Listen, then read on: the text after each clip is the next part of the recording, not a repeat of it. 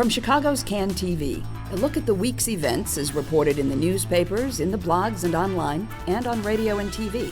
This is Chicago Newsroom. Well, hi there, and welcome to another edition of Chicago Newsroom right here on Can TV. I'm Ken Davis, and we're going to be talking today about a lot of things, but particularly something that happened last week. As you know, there was a grand compromise, a big deal, something or other. It may not have been grand, it may not have been a compromise, but whatever it was, something big happened in Springfield. And if you needed to know why it was so big, all you had to do was look at this picture that the Sun-Times ran. Look at that. You've never seen this in public before. Forrest Claypool smiling. Yes, indeed. Forrest Claypool was smiling because he just got something like $550, $600 million dropped in his lap to help run and open the schools. So that's a big deal. But look at Rahm Emanuel. Look at that again. Rahm Emanuel, probably the most genuine smile you've ever seen. And even Janice Jackson is standing there smiling.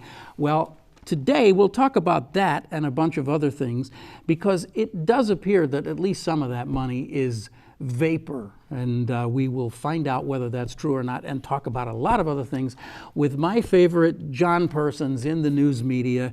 John Byrne joining us. John from the Tribune. Thanks for having me. Glad to have you back again. And John Dempsey from WLS-AM. Hello, Ken. The Big 89. Old friend John Dempsey from the Large 89. Right. Now we didn't the Midwest work together. Blowtorch. We didn't work together at the Big 89. No, we certainly didn't. But you got your radio start and your broadcasting start. Oh, John, thank you at for WLS. remembering. Thank you so much. Yes, I was guest teen DJ. Guest teen DJ? May 9th, 1964. Don't be nervous. Don't be rocky. You're our guest teen disc jockey now. Art right. Roberts. You spun some platters, right? Yes, indeed. Yeah. Yes. Yeah. In fact, I didn't spin them because they had union musicians running the turntables. A musician. So he was basically a guy putting a needle on a turntable, but he was called a musician. Cue it up. He would cue it up. He was a musician. What did he play? What instrument when he wasn't did he play? DJing?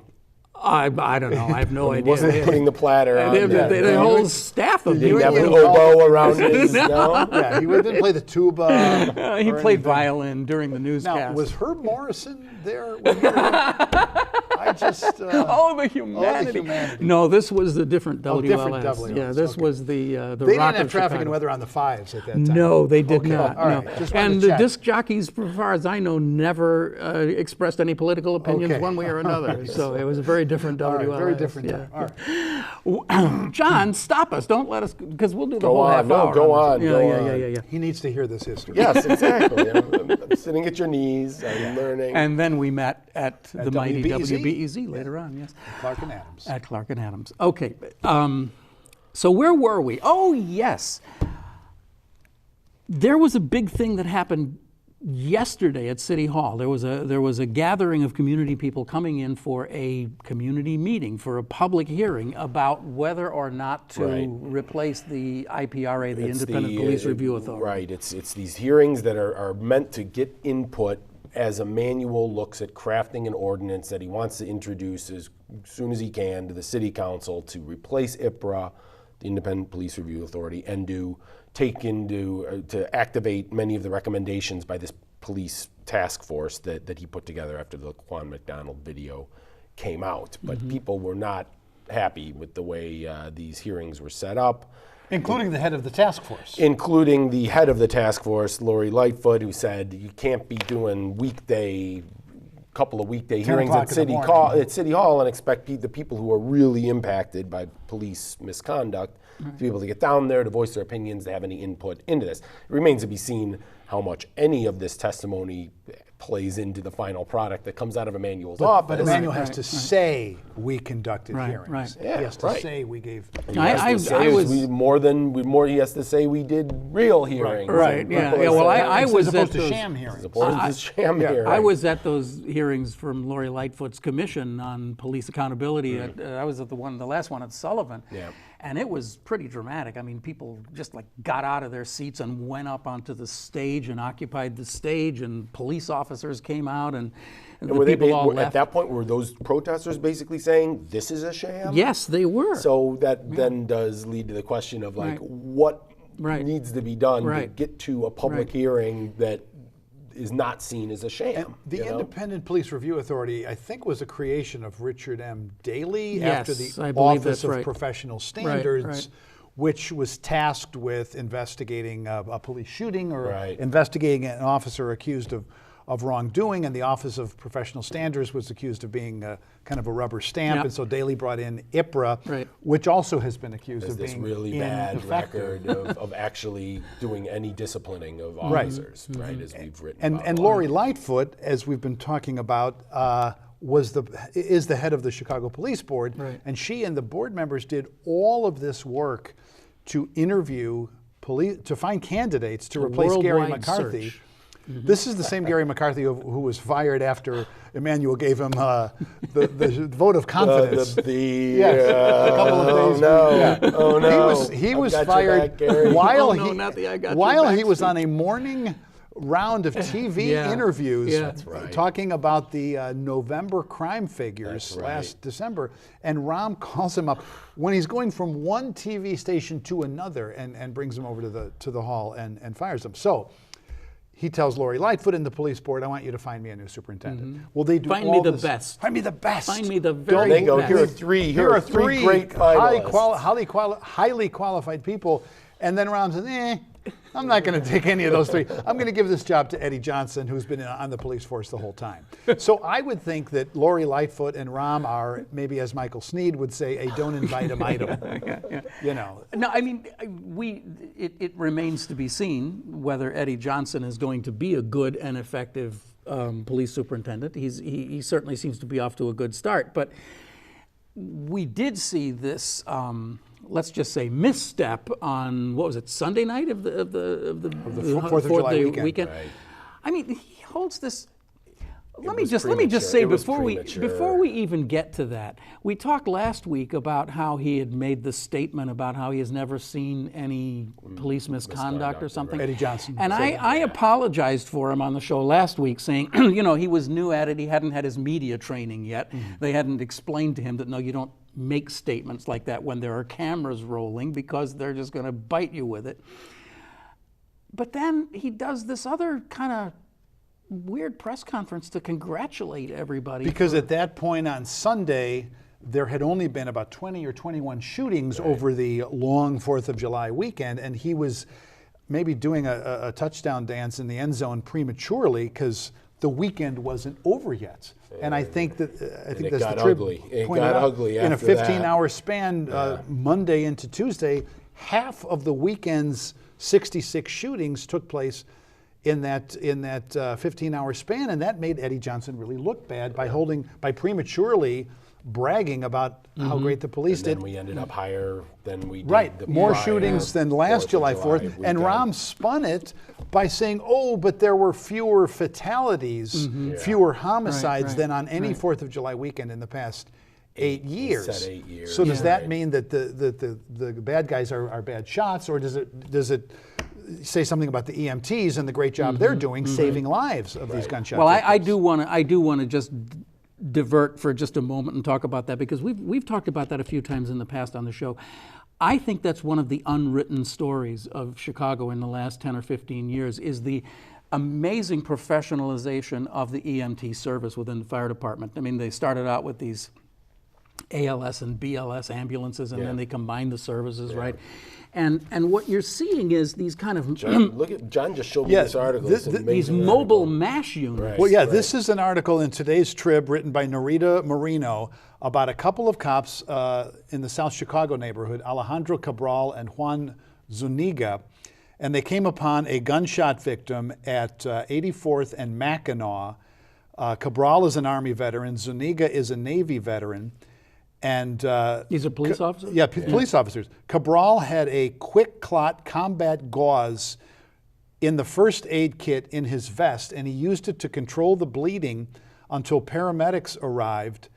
This article also points out that this cop, Alejandro Cabral, uses a portion of his department allowance to buy the bandages himself, and said every officer should be required to This is battlefield stuff that this cop had on him and saved somebody's life. You pour it in, it clots it up. It's amazing technology, but it's Army technology. It's a very interesting irony to me, because you never see the city touting the bravery and the heroism of the medical services because they kind of have a vested interest in not making a big deal out of that. Because out of their life-saving techniques? This is just me speaking, but the conclusion you come to is, well, there were 146 people killed between this date and this date, but it would have been 250. In 1985, it would have been 250. Right. That's right. Because right. they didn't have this technology, right, or the training. Right. But I guess everything that Emanuel does is political. Everything. And I guess maybe he feels that there's no political capital in saying X number of people were shot, but more people would have been killed if it hadn't been for our great EMTs. Exactly. Right. Maybe what you're basically saying then is the violence is even is worse still, than it's even worse than it seems. Right. Exactly. So I mean, one of the things about the Eddie Johnson thing is that as long as we're talking about media training. Well, let me just interrupt you for a second. Because one of the, I think, good things about Eddie Johnson, aside from the fact that he seems like a really, really nice guy. Yeah, he does. Is that... And I wish him well. And we're all on the list of the police department emails, when they have a news release that they want to send out. Frequently, I've been getting these news releases and these emails about this kind of a thing, where the cop saved a man's life, or a cop plays basketball with a kid. Cop rescues a cat from a tree. I have seen many more of these things since Eddie Johnson took over than in the past, and so maybe that's just a way that, I don't know if this is coming from Emanuel's office, these directions, but at least we're seeing more of... Well, I mean, it could be a personality thing, because I just kind of don't quite imagine McCarthy making that a priority to get the... But, we don't know. Anyway, to me, the really interesting political thing is at this very same press conference, toward the end, I believe it was, he said something, I wish I had the exact quote, but he says something along the lines of, well, we may have to start looking at having more police officers. Yeah, he says there's always a possibility that we could have had more police officers out there, so we'll take a look at it and see if that's the case. He also said this is another example of the fact that we have too many guns on the streets of Chicago and too many people willing quickly to use reverse them. back to the guns. But I don't believe that if you're the police superintendent, you are permitted to even hint that we don't have enough police officers unless the mayor's press office and the mayor have authorized you to say it. And why is this? It's not because we do have enough police officers. It's that if you hire more police officers, you have to pay them health care. Right. You have to pay them a pension. Right. You have to pay their family members health care. Right. By just giving cops overtime, you don't have to do any of those things. But now we're, how many are we down? 300 below the force when, something like that. I don't know. Something like 300, we have like 350 350 fewer cops than we had when Rahm Emanuel started, and the force was low then. Yeah. Just by attrition and people leaving and retiring and so forth. And we just keep plugging the hole by putting in more overtime. And it is interesting that Gary McCarthy, who did a great job in many ways on this department, backed Emanuel up by denying that we are short-staffed. And the Fraternal Order of Police is telling us all the time we are short-staffed. That's one of the reasons. And Johnson is, and when you hire Johnson to be your police superintendent, though, Emanuel did this in large part because he needed somebody in there who the rank and file guys trust. Right. And a statement like this from Johnson, it wasn't like he was out there saying we need to hire more cops, but he's at least out there a little bit acknowledging what the FOP says, acknowledging the truth as seen by rank and file cops. And maybe from Emanuel's perspective, it's worth it to have a little bit of frisson with Johnson on this, because he needs Johnson to rally these guys to be aggressive. And Emanuel, I think the FOP would say he's really alienated the force since the Laquan McDonald incident. And we've talked about the Ferguson effect, where officers allegedly going fetal and saying, you know what, I'm not going to be the subject of the next YouTube video. Emanuel was the one. Emanuel coined it. They're going fetal. He was something in conference. I see a young man with a bulge in his pocket. I think he might have a gun, but you know what? I want to go home to my family tonight, and I'm not going to. And I don't want to get arrested. I don't want to get arrested myself for seeing whether it's a gun or a cell phone. I don't want to be on a video. So. And so that young man goes off and shoots a 4-year-old child, perhaps. And see, and that's the kind of thing that happens when cops do go fetal. And I think Emanuel, as John said, has to walk a fine line between saying to the community, I'm with you, I don't want to have brutal cops, and saying to the police officers, I have your back. You are the last line of defense between the... And Johnson can maybe go a little farther over that line than him. And Emanuel maybe is saying, I don't know whether Emanuel said, yeah, go ahead and suggest that maybe we do need more cops. But now that Johnson's done that, you know, Johnson, at least the rank and file cops say, you see, Eddie, Eddie finally said what we've all been saying for the last 5 years. He's better than McCarthy. But again, looking at the quote, it could be spun by saying, all right, you know, Johnson said, we could have had more police officers out there.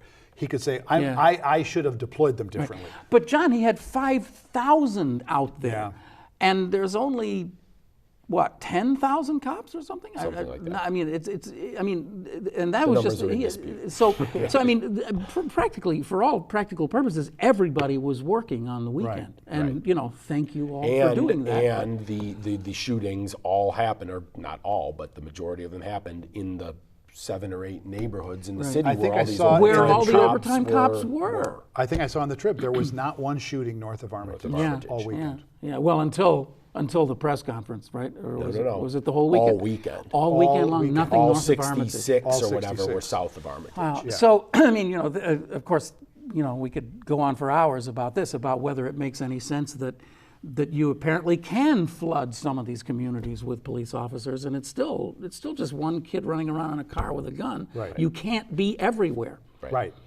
And you can't read people's minds. The only thing you may be able to do is, as I said before, you know, aggressively patrol the neighborhoods, look for suspicious people, and pat people down if you feel that you need to. But then that gets into the whole stop and frisk tendency. And that also raises this very interesting question about what happened this weekend, this past weekend, where Chicago police arrested 88 people who were on their list of people that they knew were prone to violence, either receiving it or victims or perpetrators. Right. So this 1,200 to 1,500 that Johnson's been drumming on since. I mean, I don't want to get all ACLU on you, but how do you just go and round up the usual suspects and put them in jail for the weekend? I mean, they all got charged. I think the way you justify this, and I don't know the particulars of this this operation, is you say, all right, well, here where the guys are, we're gonna go pat them down. I mean, I think you could make a case for. So you say you have reasonable suspicion. You have reasonable suspicion just to that get these them in guys for, on this 24 hours. And then if they have drugs, you take them off the street, and then they don't get shot, and they don't mess with your stats on the 4th of July weekend. And you worry about it. And they probably all got out on Tuesday morning. Sure.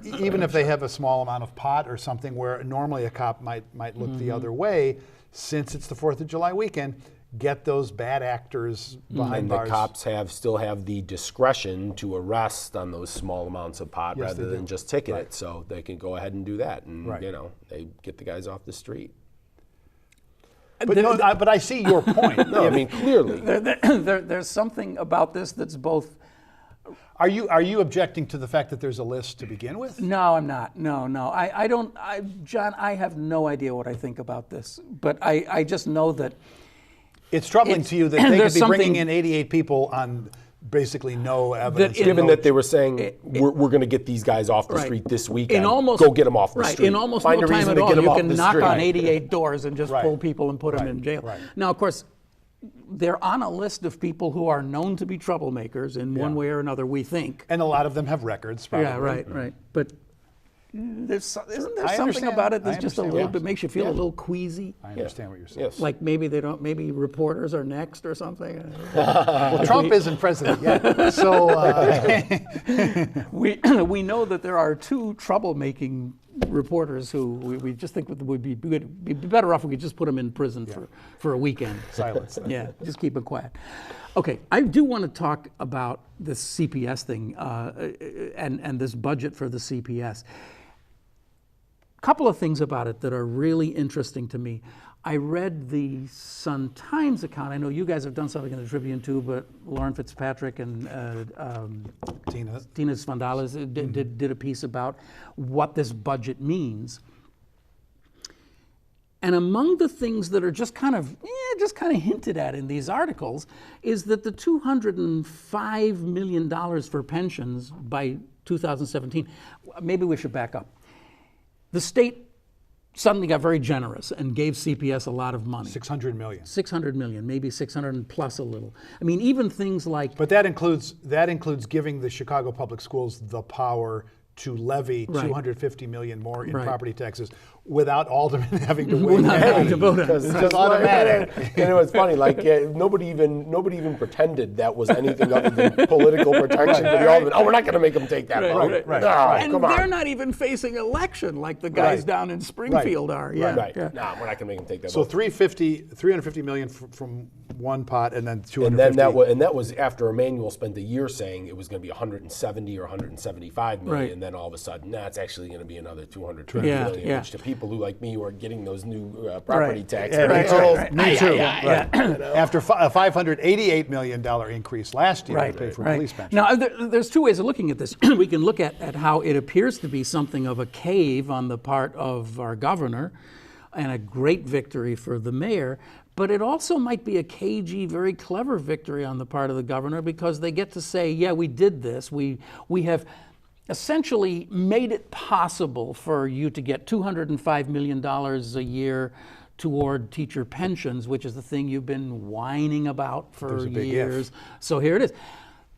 But there's this little paragraph that says that it'll start in 2017 if there is a pension reform. What the hell is that? What is a pension reform? It's something that would pass constitutional muster, right? So something that Rauner wants to as part of his agenda. I mean, I don't know the specifics of what Rauner wants. Well, nobody does, right? Reform, but yeah. Well, I think everybody agrees that Illinois needs to do something to reform its pensions, or because the current system is unsustainable, but they have tried a couple things. I think at least two things that have been struck down by the courts. Mm-hmm. Right. And so, reading this legislation, it shall not be reduced, which was what the Illinois Constitution said. So, reading this legislation, it would give the state of Illinois by January 1st to enact something called pension reform. But what can they do that'll pass the courts? And only if they do that will Chicago get another $205 million. Right. For teacher pensions. Obviously, but then the question, all right, so if they pass something by let's say they pass something, and then the courts overturn that anyway. Like, where are we on the $205 million then? Give it back. You've got an IOU. You know? Right. How does that work? How would that work? I don't know, because I don't know how much wiggle room they've got. So, again, another case of this end zone dancing, saying, yeah, we got all this money. We're all smiling. The schools are going to open. All those smiles were, schools are going to open, man. Schools are going to open. They wanted to get out of Springfield and say schools are going to open, and that the road construction projects would not stop. And they're putting everything off until after. And by the way, we're not going to have 50 kids in a classroom, which was the other big thing. And Emanuel, weirdly, at the end of that news conference for him, was taking questions and then just looked directly at the cameras and spoke to the parents of Chicago and made this sort of valedictory speech about his accomplishments. And then his people push all of us really hard in the next 48 hours to frame this thing as a victory for the mayor. I mean, the Emanuel press operation is never subtle, but even for them, this was a really hard sell on here are the ways that Emanuel... He'd been working the phones. He got this, he got that. They threw in a bunch of different stuff about, Emanuel's accomplishments over the past year in Springfield, and nobody's getting anything done in Washington, D.C., and Springfield had been in deadlock, and Emanuel was able to accomplish all this stuff. So here's the big question. Did Rahm Emanuel find a way in the end to work with Rauner? Did they have some back channel thing going on all along? I guess I'm reminded of Alderman Ed Burke, who quotes Edmund Burke, who says that in politics there are no permanent friends or permanent enemies, only permanent interests. It was in no one's interest to have schools not open on time or have these road construction projects start. So that's what they when their interests are aligning, I think they can work together. And their interests are to get past this November election. Yes, and November I think is going to be very interesting because, well, that's an understatement. but I don't think there's any way that the Republicans can seize control of the Illinois House. I think their best hope would be to reduce Madigan's the veto-proof majority. Yeah. So let's say that Rauner fails and that not enough Republicans win for him to cut into Madigan's veto-proof majority. What does he do in January? Now we're in January of 2017. Rauner has to be reelected in 2018. Does Rauner back off from his agenda? Right.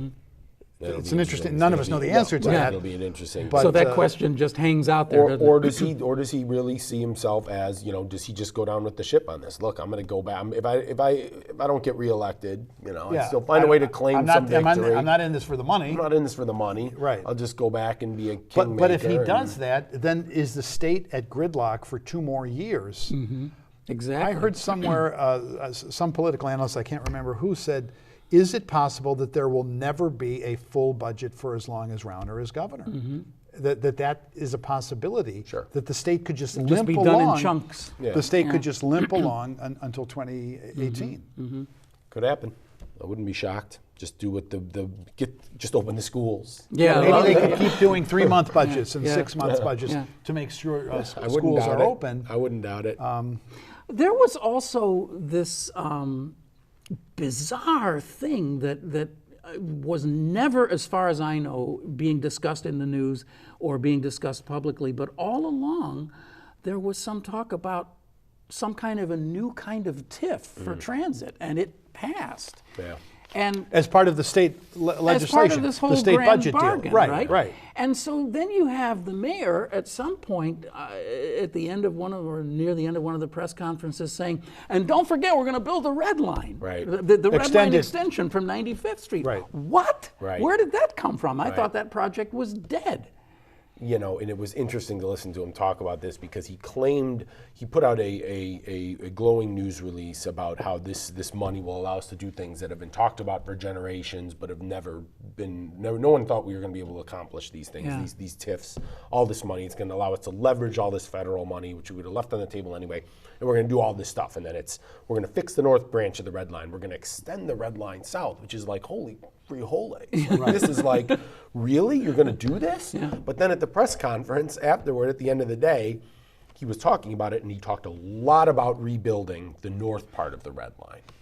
And he talked about the purple line, and he talked about some other stuff. And he sort of mentioned the extension of the red line south. And then we started asking, because to all of us, that was we've been hearing about the rebuild of the northern part of the red line for 2 years. He's been taking credit for that, But you're really going to extend it? How much money are you going to get to extend it? And he said, and finally he said, you guys are killing me. Like, give me a break. I said to him. But you're doing your job. You're asking the questions. Yeah. But it was like he didn't. It's gonna allow us to start the land acquisition, and that's like that'd be for the south for the south end part. He says it's extended from 95th. From 95th to 130th allegedly. But I said, so does the money you're gonna get from this? You gonna be able to extend it to 97th? Right. How far south do you go? How far south are we gonna be able to go? You're killing him. You're killing me here. All right, guys. I think that's where we're going to have to draw it up for the day. We've run out of time here. But I just want to thank you both for being with us here today. John Dempsey, WLS, John Byrne, Chicago Tribune, and you've been watching Chicago Newsroom here on CAN TV. It's a production of CAN TV, of course, and you can watch us anytime you want by going to this address. And I hope you will, because you'll be able to see all of the other wonderful shows in our family of collections of discussions of the news from the last 6 years or whatever it is. So thanks. So we'll see you again next week, and we're going to be talking about schools again next week because there's a lot going on with new schools being built with all that money. We're going to talk about that. Thanks for joining us. See you next week. Bye.